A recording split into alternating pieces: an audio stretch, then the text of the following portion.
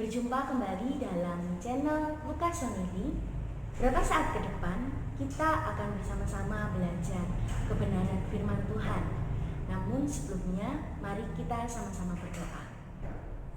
Bapa, kami sungguh bersyukur buat setiap kesempatan yang Tuhan berikan dalam kehidupan kami. Kami sangat bersyukur buat kasih-Mu, buat anugerah-Mu dalam hidup kami. Dan saat ini Tuhan, kesempatan hari ini kami akan sama-sama belajar kebenaran firman-Mu. Kiranya Tuhan, Engkau yang mengurapi setiap kami yang mendengar, sehingga setiap firman yang kami dengar boleh tertanam dan berbuah lebat dalam kehidupan kami masing-masing. Terima kasih Tuhan Yesus. Haleluya. Amin. Nah, Bapak Ibu Saudara, rasa khawatir, rasa cemas, takut, keraguan seringkali menyelimuti kehidupan manusia. Dan selama kita hidup di dunia ini, kita akan diperhadapkan dengan perasaan-perasaan tersebut. Bahkan seringkali ketika kita terus-menerus merasakan perasaan tersebut, kita menjadi orang yang akhirnya overthinking atau berpikir secara berlebihan. Mungkin kita akan berpikir tentang penyesalan masa lalu kita, atau kita terlalu khawatir, terlalu cemas, terlalu ragu untuk menghadapi masa yang akan datang. Nah, perasaan atau pemikiran yang seperti itu akan menghabiskan waktu kita, karena kita akan terlalu fokus dengan pikiran-pikiran tersebut. Kita akan kehilangan damai sejahtera, kita akan kehilangan sukacita, bahkan kita dapat kehilangan pengharapan. Nah, banyak hal yang membuat manusia yang akhirnya menjadi ragu, yang akhirnya menjadi cemas akan segala sesuatunya. Entah pekerjaan yang tidak berjalan dengan semestinya, perekonomian yang mungkin mengalami krisis, atau ada harapan-harapan yang belum terwujud, bahkan sakit penyakit yang tak kunjung sembuh-sembuh. Dan akhirnya akan membuat kita semakin takut lagi. Ada sebuah peristiwa yang tercatat dalam Alkitab, di mana murid-murid Yesus diselimuti dengan situasi yang begitu mencekam sehingga mereka begitu sangat-sangat takut. Mari kita baca sama-sama di dalam Markus pasal 8 ayat 35 sampai 41. Saya akan membacakannya untuk Bapak Ibu Saudara. Pada hari itu, waktu hari sudah petang, Yesus berkata kepada mereka, "Marilah kita bertolak ke seberang." Mereka meninggalkan orang banyak itu lalu bertolak dan membawa Yesus beserta dengan mereka dalam perahu di mana Yesus telah duduk, dan perahu-perahu lain juga menyertai Dia. Lalu mengamuklah taufan yang sangat dahsyat dan ombak menyembur masuk ke dalam perahu, sehingga perahu itu mulai penuh dengan air. Pada waktu itu Yesus sedang tidur di buritan di sebuah tilam. Maka murid-muridnya membangunkan Dia dan berkata kepadanya, "Guru, Engkau tidak peduli kalau kita binasa?" Ia pun bangun, menghardik angin itu dan berkata kepada danau itu, "Diam, tenanglah." Lalu angin itu reda dan danau itu menjadi teduh sekali. Lalu ia berkata kepada mereka, "Mengapa kamu begitu takut? Mengapa kamu tidak percaya?" Mereka menjadi sangat takut dan berkata seorang kepada yang lain, "Siapa gerangan orang ini, sehingga angin dan danau pun taat kepadanya?" Nah, dalam peristiwa ini kita dapat melihat bagaimana ketakutan yang menyelimuti murid-murid Yesus, sehingga mereka hilang kepercayaan dan mereka lupa bahwa Yesus satu perahu dengan mereka. Mereka lupa akan mukjizat-mukjizat atau kuasa-kuasa Tuhan yang pernah mereka lihat dan alami sebelumnya. Hari ini kita mau sama-sama belajar. Apa dampak dari rasa takut yang berlebihan? Yang pertama adalah ketakutan dapat mematikan pengharapan kita. Ketakutan dapat mematikan kekuatan yang kita miliki. Ketakutan dapat memadamkan pengharapan kita.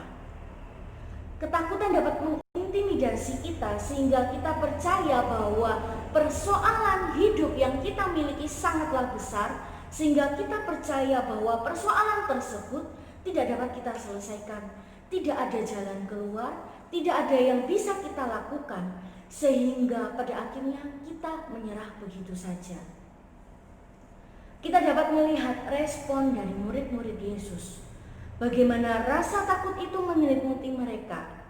Bayangkan saja ketika hari sudah mulai gelap, otomatis hari semakin gelap dan murid-murid Yesus sangat takut ketika ada badai yang menerpa kapal mereka sehingga air masuk dan mereka hampir tenggelam. Kalau kita bayangkan keadaan tersebut sangat-sangat mencekam dan wajar bagi sebagai seorang manusia, murid-murid Yesus menjadi sangat ketakutan. Mereka panik, mereka menjadi hilang pengharapan. Bapak, Ibu, Saudara, ketakutan dapat melemahkan pengharapan kita kepada Tuhan. Yang kedua adalah dampak dari rasa takut yang berlebihan. Kita menjadi orang-orang yang mengalami krisis iman. Ketakutan dapat melemahkan iman kita. Kita dapat mengalami krisis iman ketika kita terus mengandalkan kekuatan kita sendiri dan lupa mengandalkan kekuatan Tuhan. Beban yang terlalu berat, badai yang terus-menerus menerpa kita, terus membuat kita sulit untuk berpikir dengan jernih dan berpikir positif. Terlalu fokus dengan masalah yang kita miliki akan membuat kita lupa bahwa kita punya Tuhan yang besar. Kita lupa akan pertolongan dan kebaikan Tuhan yang pernah kita alami. Krisis iman dapat terjadi ketika kita terlalu mengandalkan kekuatan kita sendiri. Siapa sih yang dapat bertahan ketika kita harus menghadapi setiap persoalan yang ada? Justru kita akan semakin lelah, justru kita akan semakin takut, kita akan semakin cemas, kita akan semakin panik terus-menerus. Dan kita tidak akan bisa mengatasi setiap persoalan yang terjadi dalam kehidupan kita. Jika kita terus mengandalkan kekuatan kita sendiri, lama-kelamaan iman kita kepada Tuhan akan semakin terkikis dan membuat kita akhirnya menjadi orang yang selalu meragukan Tuhan dalam kehidupan kita masing-masing. Lalu bagaimana untuk mengatasi rasa takut ini? Yang pertama adalah taruhlah seluruh kepercayaan kita kepada Tuhan. Taruh seluruhnya, bukan 3/4, bukan hanya setengah, namun 100% kepercayaan kita kepada Tuhan. Rasa percaya kita kepada Tuhan. Mungkin kita sudah sampai bosan mengatakan bahwa kita beriman kepada Tuhan. Kita berdoa kepada Tuhan, kita percaya kepada Tuhan.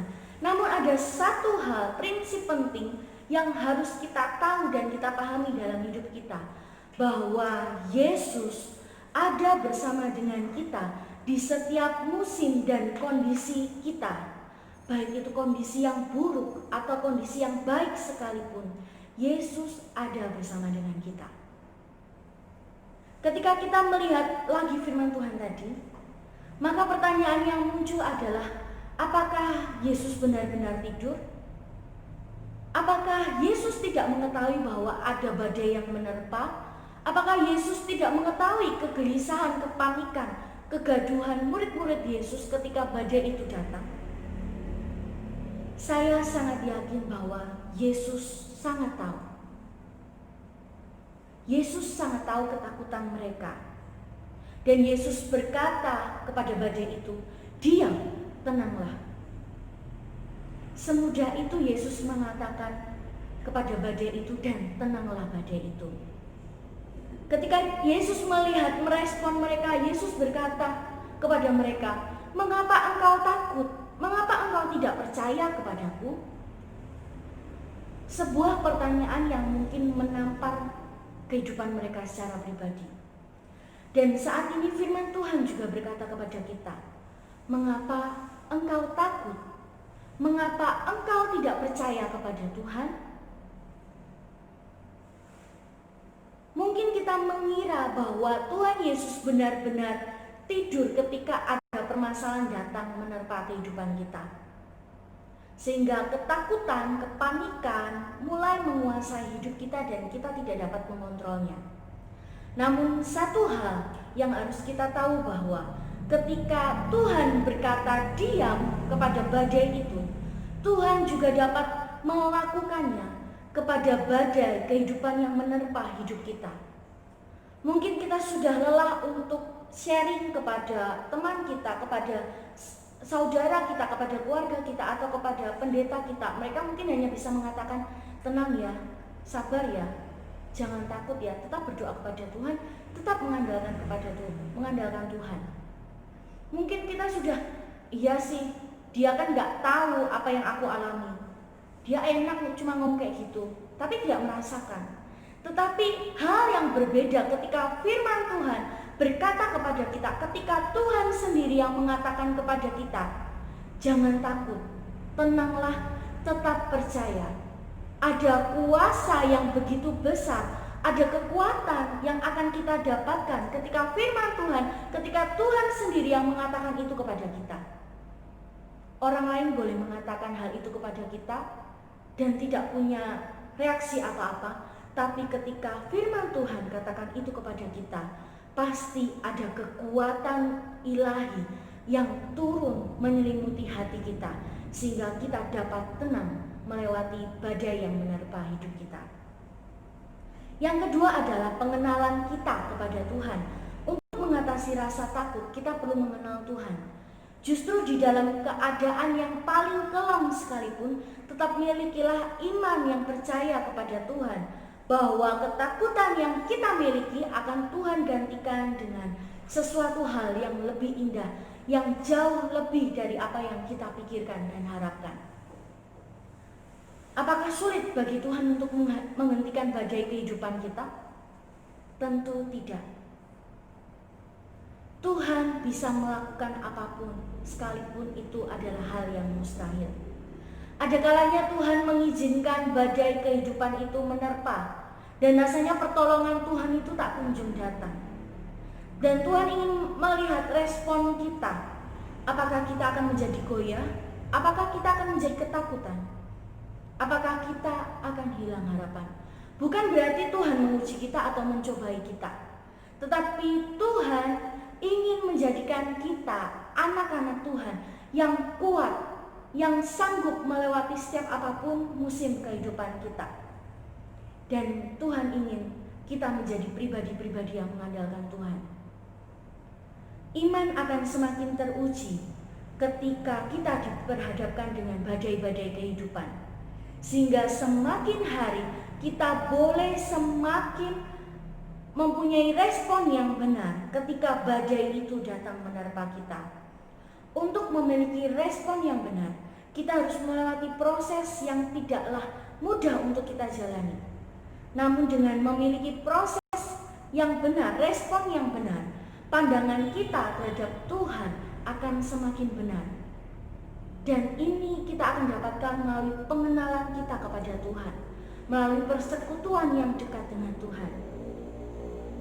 Kita tidak akan memandang bahwa Tuhan itu jahat. Kita justru akan ketika kita mempunyai respon yang benar, kita akan memiliki sudut pandang yang berbeda, bahwa setiap badai yang menerpa kehidupan kita, Tuhan buat sesuatu hal itu menjadi indah. Kita akan melihat ada rancangan Tuhan, ada maksud Tuhan untuk setiap hidup kita melalui badai kehidupan tersebut.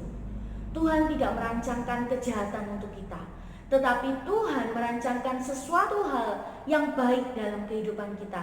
Justru Tuhan akan membangun kita melalui setiap badai itu, bukan malah menghancurkan atau menjatuhkan kita.